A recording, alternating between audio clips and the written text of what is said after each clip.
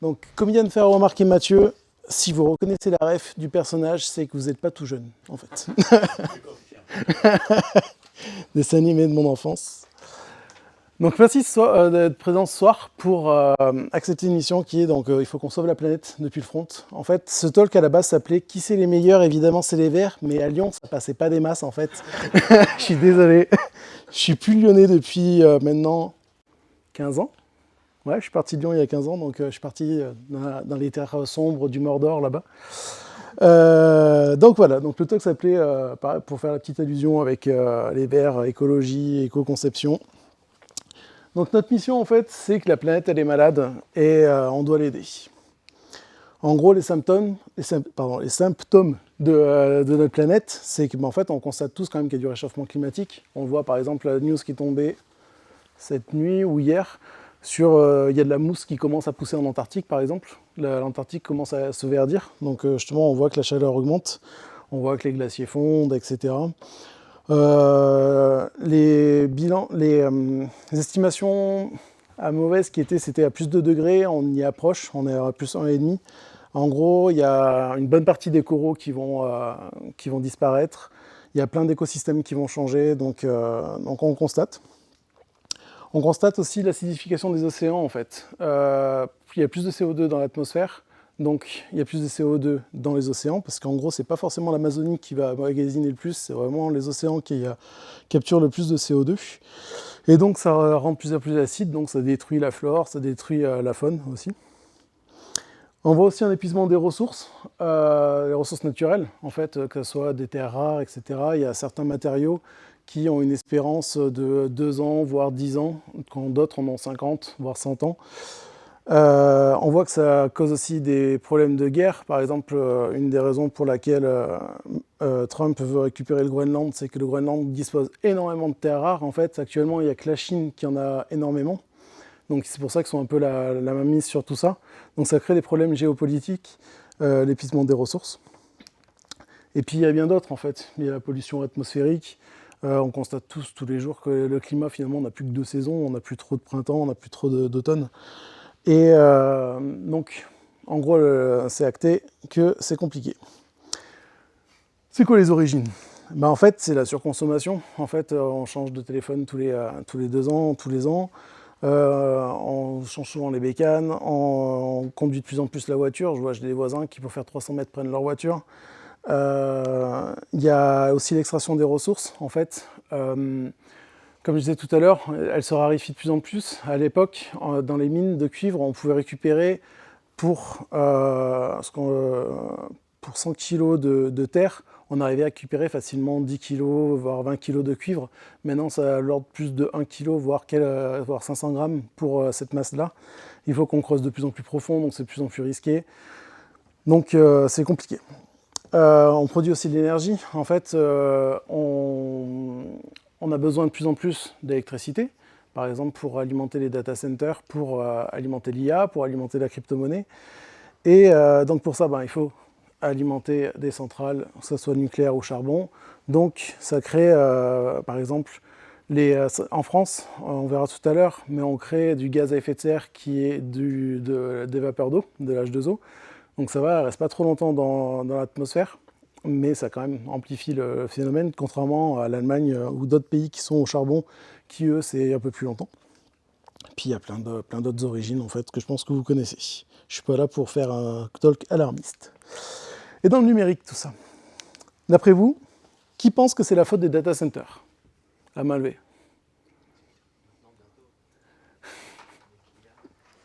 Ouais, une bonne réponse. C'est pas les data centers qui sont les plus problématiques. Mais comme tu viens de le faire remarquer, on a été très...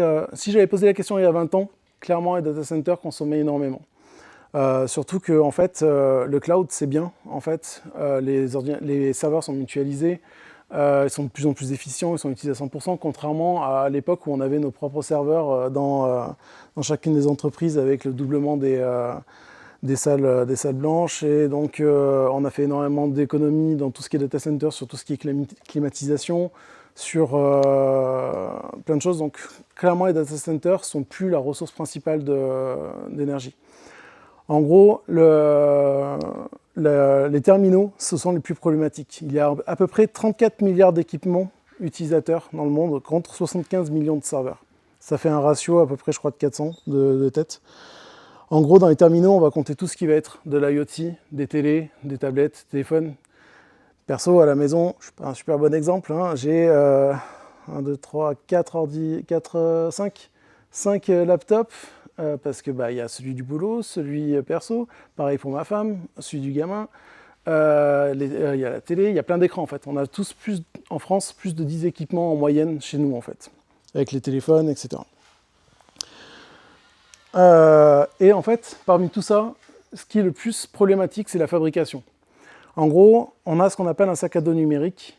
C'est que, par exemple, pour un smartphone, il faut à peu près 400 kg de matériaux pour fabriquer votre smartphone. Donc, il y a beaucoup de pertes. Il y a beaucoup d'utilisation d'eau pour nettoyer la terre, etc. Par exemple, ça, c'est les mines de lithium, en fait. Donc, on détruit des paysages pour récupérer du lithium pour alimenter les batteries. Ce qui est cool, en fait, une fois qu'on a récupéré le lithium, on fait des jolis lacs pour décanter le lithium. Ça fait des jolies couleurs, en fait. Mais après, le sol, il n'est pas très agréable. Surtout qu'en fait, par rapport aux terres rares, on va dire qu'il y a globalement, il y en a souvent 10, 15 par spot. Et avec l'extraction, on peut en récupérer que 2-3 maximum, en fait. Il y avait eu une super expo à Confluence, je ne sais pas s'il est toujours sur les minéraux, et il y a un passage où ils en parlent un peu de tout ça. Et en fait, les mines de lithium, il y en a partout, en fait, même en France, en fait, dans l'Allier. Ils parlent d'en ouvrir encore une autre.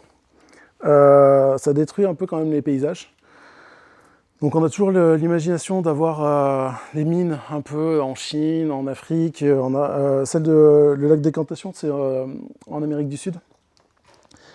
Et on verra qu'il y en a des beaucoup plus proches que ça pour nous. Je ne sais pas si vous connaissez le site Electricity Map. Il y en a qui le connaissent à main levée. Ok, c'est cool que j'en parle alors. Electricity Map, en fait, c'est un site qui vous permet d'avoir la consommation et l'origine électrique presque en temps réel, en fait. Il regroupe des données un peu de pas mal de pays. En gros, globalement, plus c'est vert foncé, plus c'est vert, plus c'est bien. Plus c'est marron, moins c'est bien. Donc si on prend la France par exemple, en gros en 2023, on avait 53 grammes équivalent CO2 par kilowattheure. Donc on a une énergie basse carbone, très peu moyennement, on va dire un quart renouvelable, donc assez peu renouvelable. Pourquoi ? Parce qu'on a énormément de nucléaire. Le nucléaire, certes, c'est polluant à très long terme. Après, le polluant à très long terme est très petit. On pourra en discuter si vous voulez. Je suis plutôt pro-nucléaire, moi perso, que pro-charbon. Mais tant qu'on n'a pas trouvé de solution alternative, en fait, en termes d'efficience, le nucléaire est quand même quelque chose de très bien. Clairement, on ne pourra pas alimenter tout le pays avec juste des éoliennes, contrairement à d'autres pays comme... alors non, eux, ils n'ont pas des éoliennes, mais ils ont l'hydro et la géothermie en Islande. Eux, par contre, c'est parfait. Sauf que la population islandaise, c'est juste la population de Saint-Étienne, en fait. 2 fois la population de Saint-Étienne. Donc c'est pas non plus... C'est 300-400 000 habitants, c'est pas énorme l'Islande, quoi. Donc contrairement à nos 70 millions qu'on est, plus l'énergie qu'on fournit à nos voisins, pour qu'ils n'aient pas de nucléaire chez eux, mais qu'ils aient une énergie propre. Là, si je prends la Pologne, par exemple, on voit que eux, clairement, ils sont à fond dans le charbon. C'est top. Donc 780 grammes, presque 1 kg pour 1 kWh. Ça pollue bien. En fait, ce site-là, et puis si je prends l'Allemagne, c'est pareil. Eux, ils ont remis le charbon. On voit qu'ils ont beaucoup d'éolien, mais en fait, ça suffit pas, quoi. Ils sont obligés de mettre les centrales à charbon. En plus de ça, ce que je vais vous montrer après, j'en parlerai après. Mais par contre, ce qui est intéressant avec ces données-là, c'est quand vous avez un data center à choisir, en fait, choisissez-le dans un pays qui produit de l'énergie bas carbone, en fait. Clairement, il est plus intéressant de mettre un data center en France qu'en Irlande. L'Irlande, je ne sais pas si si je reviens sur le... Il est en marron, en fait. Il produit énormément. Eux, c'est du gaz qu'ils utilisent et pas du charbon. Mais pareil, c'est pas top. En gros, ceci est une mine. On voit donc là, il y en a 2. J'ai eu, pas la chance, mais j'ai eu, même pas le privilège, on va dire. En gros, ici, il y a un petit bonhomme un peu comme Minecraft qui est à 40 mètres de hauteur, on peut s'y mettre. On voit la mine qui fait à peu près 10 km de long. Celle-là, c'est la petite mine. Quand on est devant, déjà, c'est impressionnant de voir ça. Les petites excavatrices, elles sont toutes petites, en fait, de loin. Et à côté, il y a la grande mine, en fait, on voit qui est un peu plus grande que la ville à côté. Il faut savoir que cette mine, elle se trouve... Là, si je dézoome un peu, est-ce que vous voyez un peu plus où ça se trouve? Non, on la voit encore quand même bien, en fait. Si je dézoome encore plus, là, on voit clairement où elle est. Elle est en Allemagne, elle est à côté d'Aix-la-Chapelle, à Rennes. Et en fait, cette mine-là, Microsoft vient d'investir dedans pour pouvoir alimenter les data centers. Parce qu'en fait, c'est des mines de charbon. Si je reviens un peu en arrière sur cette image-là, en gros, attendez, Aachen est là, Cologne et là, Cologne. Et donc la mine, elle est pratiquement aussi grande que Cologne. Il y a déjà 3 villes qui ont été détruites ou qui se trouvent maintenant à l'intérieur de la mine. Et en fait, à terme, ce qu'ils veulent, c'est pratiquement regrouper ces 3 mines pour récupérer tout le charbon qui est à cet endroit-là. Il y a une centrale de charbon qui est juste là, qui alimente tout ce qui est le côté hollandais. Et en fait, à terme, une fois qu'il n'y aura plus de charbon, ce qu'ils veulent faire, c'est... Donc là, il y a le Rhin qui passe. Et ils veulent faire des pipelines qui tirent avec des pompes l'eau du Rhin pour pouvoir faire un méga lac, en fait, pour masquer la misère. Ce qu'il faut savoir, c'est qu'il y a plein de villages qui ont disparu. Il y a déjà 3 villages qui ont disparu. En tout, je crois qu'ils prévoient 10 villages, à peu près, 10 villes, villages qui vont disparaître. Et donc, quand on dézoome sur Google Maps, on voit bien en fait la tache jaune quand même. C'est assez impressionnant. Et c'est juste à côté de chez nous, quoi. Donc voilà. En gros, fin de passage un peu alarmiste, on va passer à qu'est-ce que c'est que l'éco-conception. Selon l'ADEME, donc l'ADEME, c'est l'Agence de l'environnement et de la maîtrise de l'énergie. C'est une démarche préventive et innovante qui permet de réduire les impacts négatifs du produit, service ou bâtiment sur l'environnement, sur l'ensemble de son cycle de vie, ACV. Souvent, quand vous allez voir des talks où vous allez entendre parler de l'éco-conception, il y a toujours le terme ACV qui rentre dedans, tout en conservant ses qualités et ses usages. En fait, l'analyse de cycle de vie, c'est vraiment la fabrication, l'utilisation et la fin de vie, c'est-à-dire le recyclage, etc. Concrètement, c'est quoi? En fait, pour nous, c'est est-ce qu'on a besoin de toutes les fonctionnalités dans ce logiciel? La plupart du temps, dans les logiciels, il y a 50% du soft qui est utilisé plein pot, on va dire. Il y a 80% qui sont souvent ou peu... Attendez, que je ne me trompe pas. Il y a 20% où il n'y a rien du tout, que sont pratiquement jamais utilisés. Il y a les 30 autres pourcents qui sont pratiquement pas utilisés et 50% qui sont souvent utilisés. Souvent, sur Excel, vous utilisez pratiquement jamais le solver ou des choses comme ça, alors que pourtant c'était à l'origine. Il y a plein de choses qui sont faites dans les logiciels qui sont de plus en plus gros. Je me souviens, quand j'étais tout petit, en fait, j'avais tout petit. Mon premier ordinateur, c'était un Amstrad PC 1512 CM, il n'y avait pas de disque dur, ça chargeait dans la RAM, pourtant j'avais un traitement de texte, j'avais des jeux qui tournaient dessus, et le traitement de texte, il prenait que quelques kilos dans la RAM en fait. Alors que maintenant, si on regarde le Word, c'est facile, 300-500 mégas de RAM qui prend juste pour lancer Word en fait. Donc on arrive dans de l'obésité logicielle en fait. Est-ce que les ressources sont utilisées efficacement? Pareil, en fait, c'est... je le vois, alors je suis un vieux dev en fait, je le vois souvent avec les jeunes devs, c'est un biais que j'ai sûrement, mais souvent quand ça rame un peu, maintenant dans le cloud en fait on peut augmenter le pros ou augmenter la RAM, hop c'est bon ça tourne en fait, comme ça on a à peu près la même config que notre portable. Alors que en fait si on réfléchissait un peu, peut-être qu'on pourrait améliorer notre code et améliorer les performances. Pareil, est-ce que mon data center est présent dans une société soucieuse de l'environnement? Comme je disais tout à l'heure, quand vous choisissez sur GCP, sur OVH, vous pouvez choisir la localisation de votre serveur. Est-ce que tous proposent, par exemple, dans des endroits où ils sont un peu plus propres à l'environnement? Ensuite, ils communiquent aussi des chiffres qu'on appelle le PUE, le Power Usage Efficiency, le WUE avec le Water. Et il y en a un troisième, je l'ai plus en tête ce soir, je sais plus. En gros, c'est des chiffres qui permettent de dire le serveur, en fait, il est efficient, par exemple, à 1,1. C'est-à-dire qu'en fait, j'ai 10% de perte d'énergie pour le faire tourner correctement, en fait. Il y a encore une zone grise sur ça, parce que les calculs ne sont pas forcément transparents, c'est un peu du greenwashing pour certains. Certains ne communiquent pas les chiffres. C'est encore assez obscur pour l'instant. Il y a des lois qui sont en train d'essayer d'être passées pour justement que ça soit communiqué de manière transparente, pour que ça permette de faire des choix simples. Pareil, est-ce que mon application peut être utilisée dans un contexte dégradé ? Peut-être que tout à l'heure, suivant le temps que j'ai, je vous montrerai, en fait, on peut avoir des sites super jolis, etc. pour choisir nos billets de train, par exemple. Si vous allez en Allemagne sur la D-Bahn, sur la Deutsche Bahn, ils ont un mode ultra dégradé en mode web des années 90, avec juste, il n'y a même pas de CSS ni rien, qui est ultra efficace pour choisir connaître ses horaires. Ça pèse que quelques kilos, etc. Ça suffit largement. On se retrouve un peu comme dans les AS400 en fait à l'époque, et ça marche super bien. Est-ce que mon matériel est recyclé? Est-ce que mon bâtiment est éco-construit? En fait, ça c'est tout ce qui est pris en compte dans l'analyse de fin de vie. C'est beaucoup de calculs parfois pour rien. Il y a plein de choses. Mais alors, comment nous on peut agir en fait, en tant que dev? Je vous propose qu'on fasse un petit peu d'archéologie. Ma femme était archéologue, maintenant elle a changé, parce que l'archéologie c'est pas top. Mais en gros, en 94, pour les plus anciens, on se souvient des webs comme ça. Je me souviens des premières pages web, elles étaient à peu près ça. Hein. Ça pesait quelques kilos. Ce qui était souvent plus lourd, c'était l'image, parce qu'on avait des bitmaps. On n'avait pas encore tout ce qui était PNG, WebP, etc., des images optimisées. On avait un peu les JPEG qui sont apparus un petit peu après. Voilà Amazon, en fait, à l'époque. Bon, il n'y avait pas tout le système e-commerce, mais on avait quand même des choses. 2004,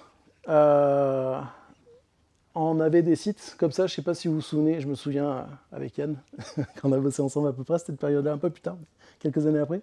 Mais en fait, en CSS, on ne pouvait pas faire les bords arrondis, on avait des images qu'on découpait. Les dégradés, c'était pareil, c'était des images de 1 pixel qu'on mettait avec un background repeat, etc. Donc il y avait quand même beaucoup d'images, il y avait un peu de fonctionnalité, on voit quand même que la page, de quelques kilos, elle est passée en 10 ans à 1 méga. Elle a pris un peu de poids quand même. En 2014, c'est pas si loin que ça, hein, c'était il y a 11 ans maintenant, ça a fait x2 à peu près la taille en poids, donc on voit quand même qu'il y a beaucoup plus de vignettes, d'images, etc. Les dégradés sont normalement faits en CSS, je pense. En gros, on a quand même eu pas mal d'évolutions côté front pour gagner du poids pour tout ce qui était CSS, etc. Et puis, 2024, la page Amazon, elle fait 6 mégas. Elle a pris quand même, si je reviens en arrière, elle a fait presque x2, pardon, x2. En moyenne, en gros, en moyenne, c'est 4 fois plus lourd en 10 ans. Pourtant, si je regarde la fonctionnalité d'Amazon, je pense que ça doit être des SVG, donc ça pèse pas grand-chose. Les images, certes, elles sont plus grandes, mais en 10 ans, on a fait énormément de progrès avec WebP, etc., en optimisation. La page, elle a quand même fait x2, là. Et même service, hein. On fait le même site e-commerce, hein. Il n'y a pas des nouvelles fonctionnalités en plus. Hein. Pourquoi, d'après vous? C'est une des raisons. Ouais, pourquoi Ouais, il y a le tracking, exactement. Hein? Pas d'optimisation. Ouais.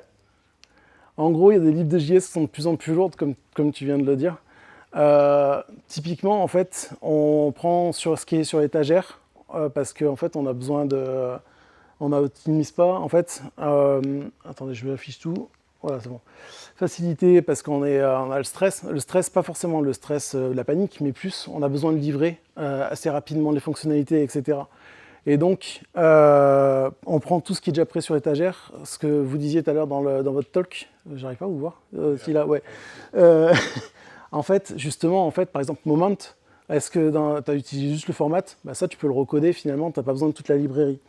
Par contre, c'est du temps à prendre, c'est du temps à planifier. Est-ce que j'ai besoin vraiment de toute cette librairie qui va me prendre énormément de poids, ou est-ce que je ne peux pas le redévelopper et peut-être être un peu plus performant? Parce que quand on télécharge une librairie aussi, souvent elle utilise aussi des dépendances. Par exemple, si je vous dis isOdd, elle appelle isEven en fait. Donc ça veut dire 2 librairies à télécharger. Wow. Alors qu'en fait, si on faisait un modulo, ça marche. Cependant, on a quelques outils pour empêcher tout ça.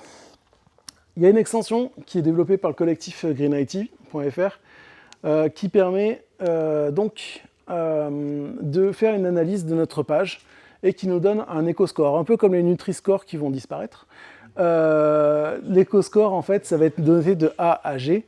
qui nous permettent donc, de donner un calcul qui est fait sur les 3 critères qui sont le volume d'eau, le nombre de requêtes, la taille de la page et la taille du DOM. Le DOM, ça parle pour tout le monde ou pas?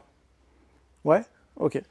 En fait, ils font une formule à partir de là avec une sorte de pondération pour dire, par exemple, le DOM, plus il est lourd, plus votre navigateur va avoir du mal à l'afficher. Il y a quelque chose qu'on faisait à l'époque. Ouais. C'est moi? Non, c'est pas moi non plus. Il y a quelque chose qu'on faisait à l'époque qui était souvent, on avait un style m.google.com en fait, et là maintenant on a des pages en responsive. Et ben en fait, parfois donc on masque des éléments donc qui ne sont pas calculés mais qui sont quand même présents dans le DOM, donc lui il va vérifier quand même qu'ils sont en CSS, etc. Donc les sites sont, certes le responsive c'est cool, mais par contre ça alourdit un peu les pages côté smartphone en fait. Ensuite, il va nous calculer aussi quelques petites bonnes pratiques. Tout à l'heure, je vous ferai un mini audit, on verra. On a d'autres outils un peu comme Squoosh qui permet de faire de l'optimisation d'image en fait.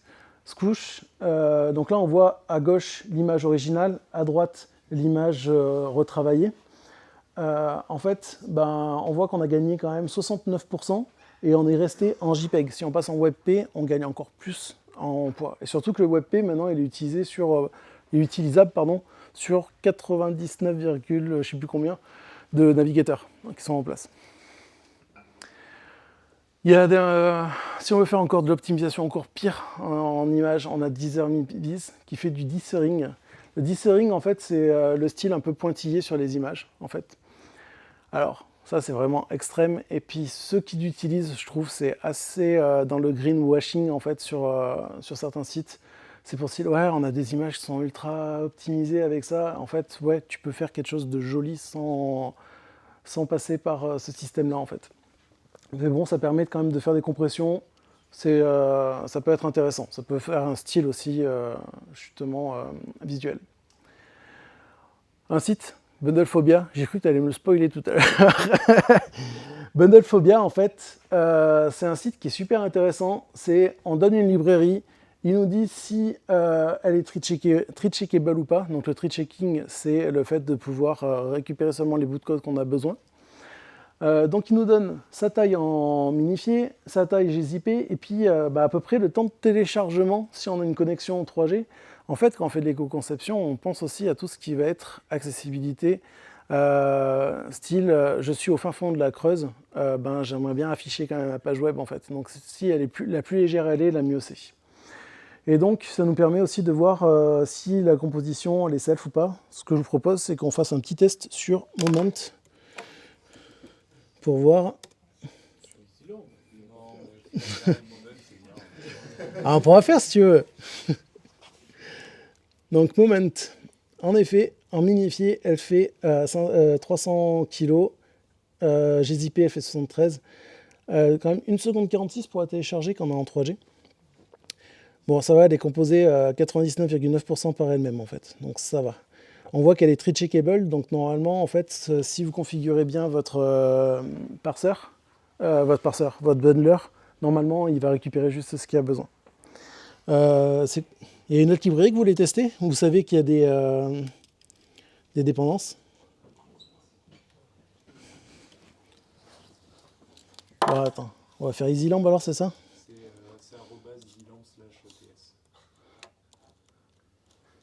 @easylamp/ts. @easylamp/ts.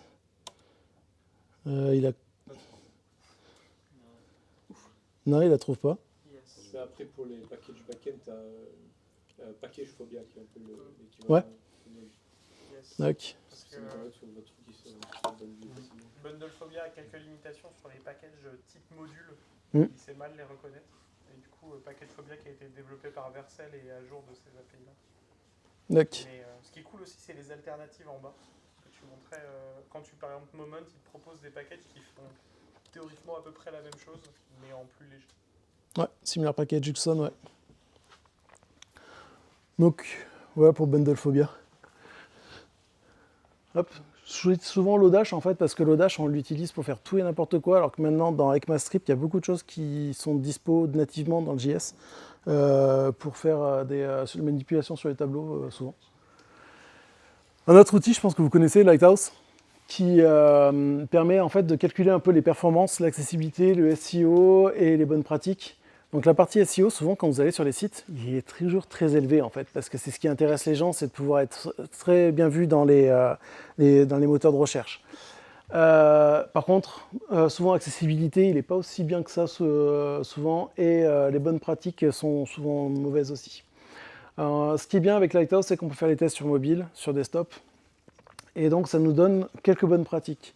Comme je disais tout à l'heure, en fait, l'éco-conception, c'est regarder en fait qu'est-ce qui permet de faire que mon site soit le plus léger possible, le plus fonctionnel et donc qui permet d'être accessible en plein milieu de la Creuse avec une très faible connexion en fait.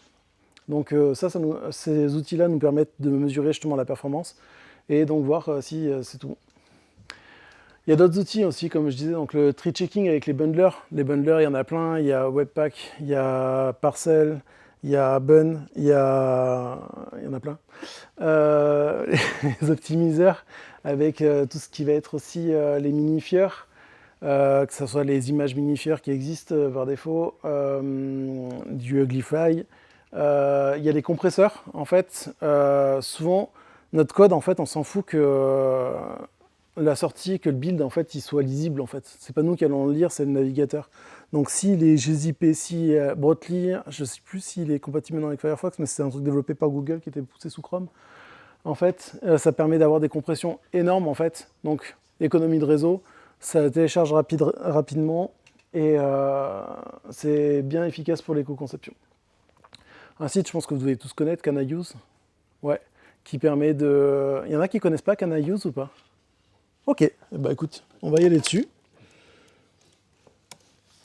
En fait, par exemple, je parlais tout à l'heure de WebP. WebP, en fait, donc c'est une image format, on voit sur lesquels navigateurs, en fait, il n'est pas du tout disponible. Bon, il n'est pas dispo sur IE11. En gros, c'est 0,42% de la population, ça va. Et donc là, on voit que globalement, en fait, 96% des navigateurs sont compatibles avec WebP. Donc, en théorie, on peut l'utiliser. Quand vous faites aussi une application web, etc., il faut savoir à qui elle est destinée. Par exemple, là, si vous êtes, c'est une application interne, eh ben, en fait, vous avez tous les navigateurs qui sont à jour. Donc, YOLO sur les dernières technos, que ce soit du WebP, mince, comment ça s'appelle la modale. Non, la modale. Popover. Popover ou Dialog. Popover, en fait... Si t'as la Popover API. Si. Sinon, Dialog, l'élément Dialog HTML.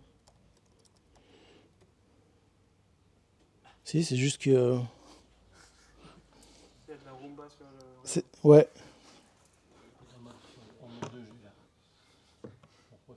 Si, ouais. Donc là-dessus, en fait, on peut voir, par exemple, Popover, il n'est pas du tout disponible sur tous les derniers navigateurs. Je crois qu'il y a Opera qui ne l'a pas encore, quoi, Opera mobile. Bon, ça va pas changer, tant pis. Mais en fait, justement, quand vous faites une conception, regardez quelle est votre cible. Si c'est pour du B2C, bah là, clairement, il faut maintenir des navigateurs un peu dans tous les sens. Si c'est pour de l'interne, voilà. On se fait une petite... non, pas une petite audit. Un petit audit, ça vous va? Alors, ce que je vous propose, c'est un... J'ai combien de temps T'as du temps. J'ai du temps? Ah, ok. Eh ben, écoutez, on va faire Lyon.js. Oh, regardez. Il n'y a plus le temps. Alors, un truc aussi qu'il faut que je fasse, hop, c'est que je désactive les trackers. Qu'est-ce que j'ai d'autre encore comme extension qui pourrait bloquer? Non, c'est bon, j'ai Excel. Tac. Pourquoi j'ai quoi qui est bloqué? Ah bah non, il y a des erreurs dans le code. Ah, il se peut que j'ai mergé les choses hier soir. Ok. La première chose à faire, tiens, on va tester d'abord Lighthouse. Ouais. Ne vous inquiétez pas. Au pire, je vous fournirai une prestation de... Si tu veux, c'est open source, t'appartient en tant que... Ah merde. Je suis pas très bon en commerce.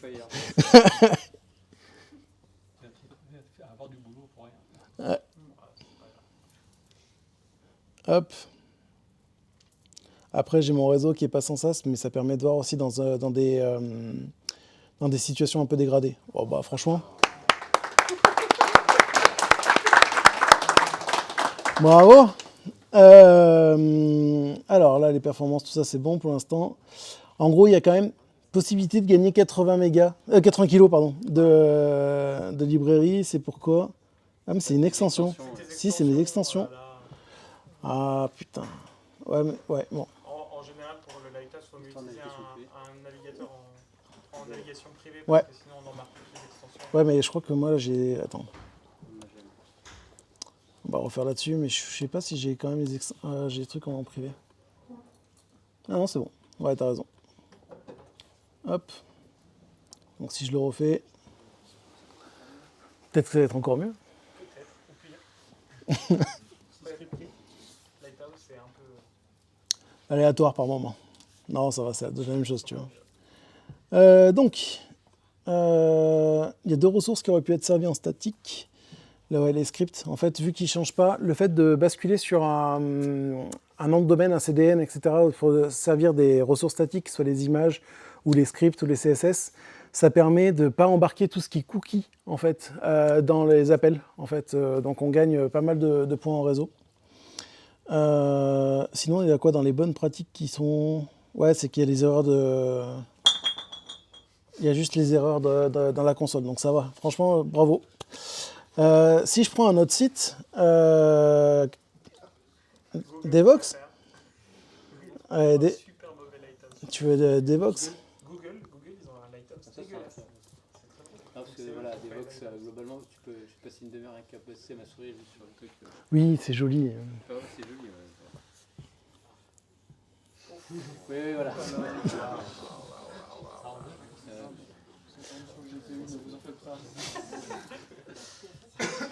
Voilà.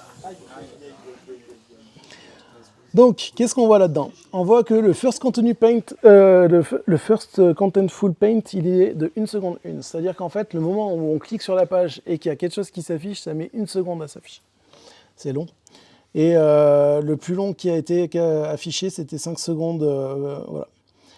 Donc, on voit qu'il y a beaucoup de choses qui peuvent être améliorées. Il y a 360 kg de JavaScript qui ne sont pas utilisés. Donc, on aurait pu les supprimer. Ça permet de voir un peu ce genre de choses-là. Si je prends sur Greenity, hop, vider le cache, tac. Non. Non, c'est... Ouais. Donc, on voit que Devox a un éco-index de F. En fait, si je grossis un peu, peut-être, vous y verrez mieux.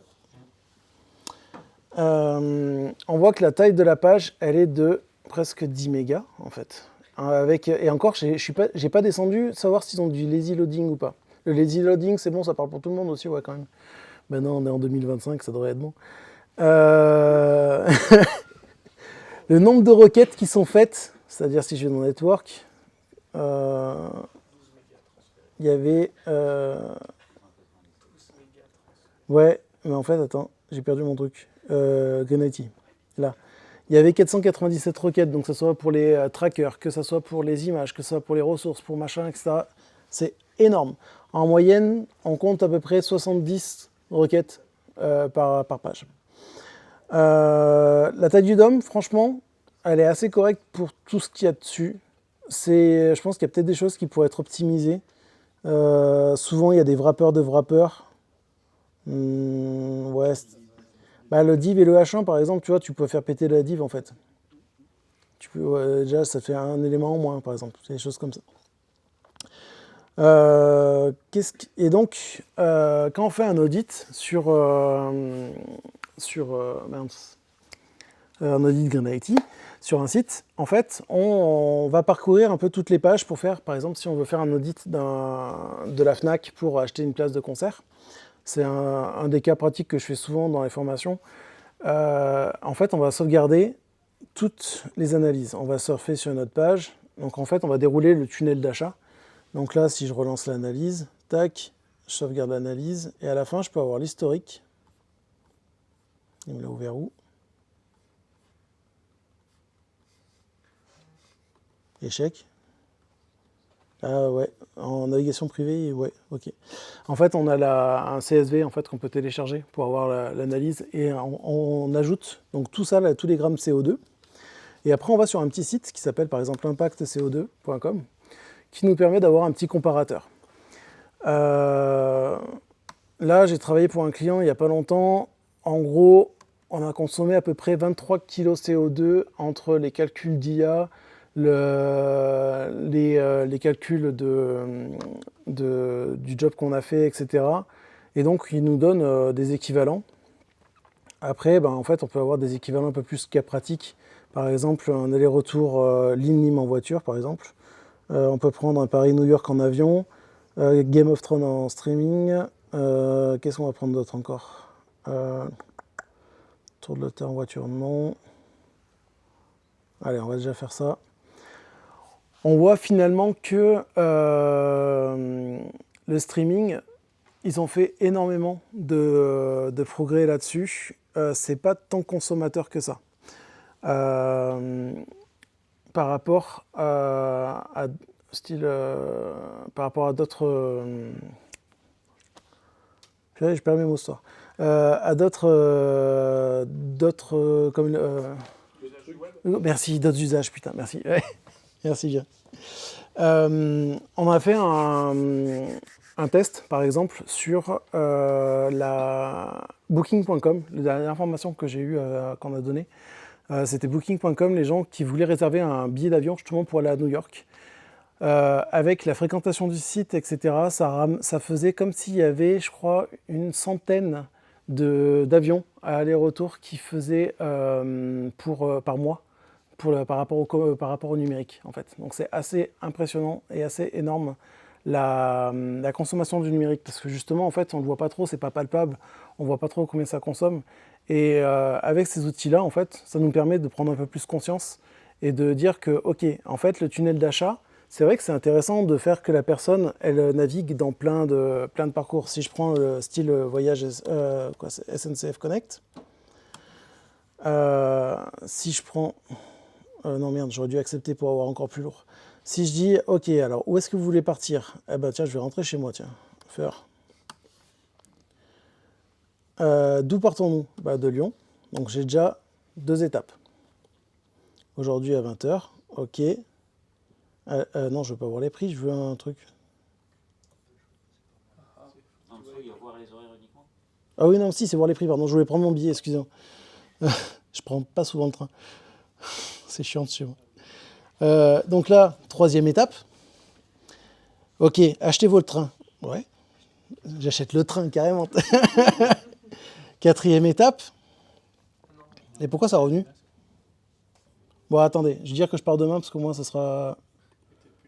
Ouais, non, là je sais que j'ai plus de train en fait, c'est pour ça que je suis venu en voiture. Si je vais partir demain 6h du matin, je pense que j'ai des trains. Voilà.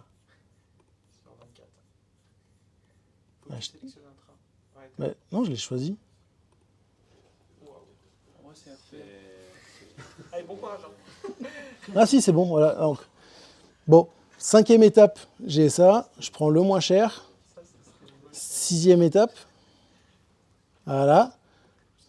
Hop, je reste encore. Il me propose une assurance. Ok, je valide le panier. Donc bon, je ne vais pas payer.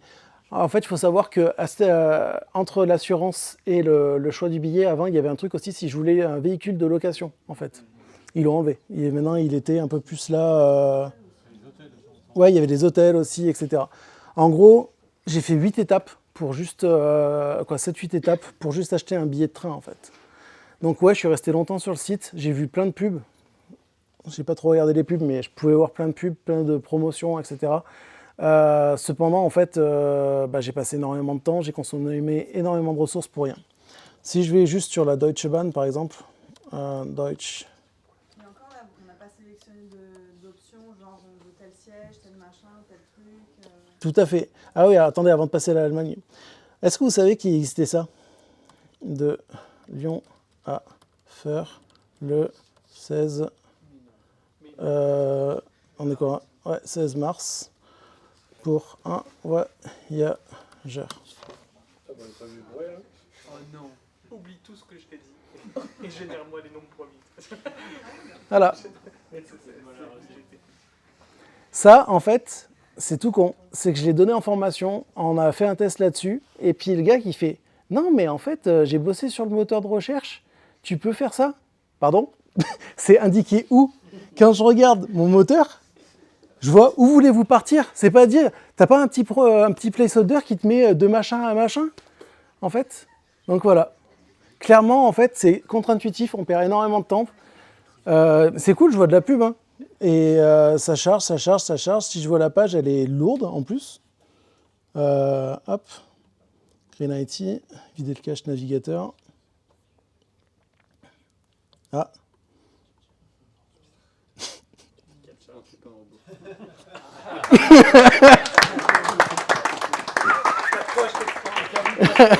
J'étais trop rapide pour eux, je crois. Bon, tant pis. Et donc, si je vais prendre la Deutsche Bahn, en fait, ah bah c'est... Alors ça, non, c'est... Ça, c'est pas cool, ça. Quel site on peut faire tomber ce soir? Deutsche Bahn. Tout refusé. Là, il y a un incident Cloudflare, il y a un... Si, c'est bon. Ok, donc là, si je dis que je pars de Lyon, par Dieu, Feur, rechercher. Ouais, quoi, ouais. Donc là, déjà, je vois les trains. Juste pour info, c'était plus rapide à afficher que sur le site de la SNCF. Hein. Alors que c'est... voilà. Tac, continuer. Et après, donc j'ai juste à choisir, voilà. En gros, c'est rapide. J'ai un petit peu moins d'étapes, on va dire. Mais surtout, pour choisir le train, j'ai quand même beaucoup moins d'étapes. Mais est-ce que leurs serveurs ils sont en France ou en Allemagne? Je sais pas, je t'avoue, il faut que je regarde. Mais en fait, ouais, c'est faire des petits cas d'usage comme ça permet de voir aussi un peu quelles sont les bonnes pratiques. Et surtout, on voit clairement que sur ces genres de sites-là, ce qui est en avant, c'est le marketing et c'est pas du tout l'éco-conception. Donc, en gros, c'est un peu le vilain de l'histoire, c'est le marketing, clairement. Toujours. Ça, j'ai toujours détesté. Quand j'étais dans une agence de com à Saint-Thé, on faisait beaucoup d'e-commerce et souvent les e-commerçants, surtout dans le milieu des années 2010, ils avaient énormément besoin de trackers hein, parce que Google Analytics ça suffisait pas, il fallait tel service, tel service, tel service. Et je me trouvais parfois à mettre 10 trackers dans la page en fait. Et le site ramait. Et puis le client appelle, il m'insulte au téléphone, tu vois, vous m'avez mis un serveur de merde, machin, etc. Je fais, mais je comprends pas, en fait, le site, ok, on regarde, il rame, je regarde qu'est-ce qui va dans le réseau, en fait, c'est que il y avait 3 trackers qui tombaient. Je fais, en même temps, vous en avez mis 7, là, vous avez vraiment besoin des 7? Ouais, c'est parce que j'ai ça. Je fais, ouais, mais ce qui bloque, c'est que le tracker, il bloque la connexion JS, ça fait que la page ne marche pas, parce qu'il n'y avait pas du deferring encore à l'époque. Et donc, ça fait que le site plantait à cause de ça. Et donc, ouais, le marketing, c'est l'ennemi de l'éco-conception. Ça va, si je conclue maintenant? Ça vous va? Donc, en fait, l'éco-conception, c'est quoi? C'est juste un ensemble de bonnes pratiques. C'est ce qu'on fait pour chercher un peu de performance, ce qu'on fait pour chercher de l'accessibilité. Il n'y a pas vraiment il n'y a pas un bouquin en fait quoi. Il existe les 115 bonnes pratiques par exemple édité par Green IT, c'est une bonne chose pour démarrer. Il y a le RGESN aussi de l'ADEME qui est un peu plus gros, qui est bien pour continuer, mais en fait c'est pas une bible en fait. C'est ok, on a des bases. Et après, tout ce que vous allez faire, par exemple, c'est cool. Ce que vous avez fait, par exemple, ça a pu améliorer des performances. Ok, ça on note, on garde ce système-là. Il n'y est pas dans le livre, mais ça a amélioré les performances, donc c'est dans vos bonnes pratiques à vous. C'est pas un remède miracle, en fait. Il y a pas, je peux pas vous donner une solution, dire voilà, c'est ça qu'il faut faire et puis ça marche, en fait. C'est s'adapter aux besoins du client, comme je disais tout à l'heure, en fait. Si vous avez une application que vous allez délivrer pour de l'interne, vous avez un peu plus la liberté d'utiliser des technologies un peu plus modernes que si vous faites du B2C pour des services qui sont dans des administrations ou pour des clients qui sont perdus au fin fond de la Corrèze. Par exemple aussi avec ça, je vois j'ai un collègue qui bossait dans une société de fournisseurs d'énergie. Ils avaient une application qui tournait donc sur le cloud, la facture augmentait un peu. Et en fait, ils se sont aperçus que l'application était à destination seulement des Français, de telle heure à telle heure. Résultat, ça ne sert à rien que ça tourne la nuit. On peut planifier en fait le démarrage des machines. Donc ils ont fait une économie d'énergie. Une économie financière. Ce que je veux dire, c'est que souvent l'éco-conception, c'est difficile à amener dans vos projets en interne. Comme je disais tout à l'heure, en fait, pourquoi on utilise des librairies, c'est parce qu'on doit délivrer vite, etc. Cependant, si on touche le côté un peu financier, le C-level, il réfléchit un peu, il est dispo pour discuter. Donc si vous le dites comme quoi, si je fais ça, ça fait économiser tant de ressources dans le cloud, je pense qu'on peut passer un peu de temps en développement, il n'y a pas de problème. Ça réduit aussi la fracture numérique. En gros, le fait qu'on ait un site éco-conçu sera un site aussi accessible, qui sera léger et qui permettra d'être accessible par tout le monde, même avec une connexion 3G pourrie. Et ainsi, tout le monde doit être acteur, c'est pas seulement les développeurs front. J'ai fait un talk avec un ami qui, lui, est côté plutôt back. On a donné le talk dans un meet-up et à Snowcamp en janvier. Snowcamp, ça n'a pas été filmé. En fait, les outils que je vous ai montrés, il y en a des penchants pour le back. Il y a du scaphandre, il y a du Dive, c'est pour Docker. Il y a d'autres outils qui présentent. En fait, ces outils-là sont intéressants quand on a nos propres instances de serveurs, etc., où on a la main sur la machine, parce que les performances qui nous sont données, souvent, sont des machines virtuelles ou autres, donc on a un peu moins d'analyse possible. Mais par contre, ça donne déjà un premier point, en fait, pour tout ce qui est pour le back. Pareil, comme j'ai dit tout à l'heure, en fait, c'est les fonctionnalités, etc.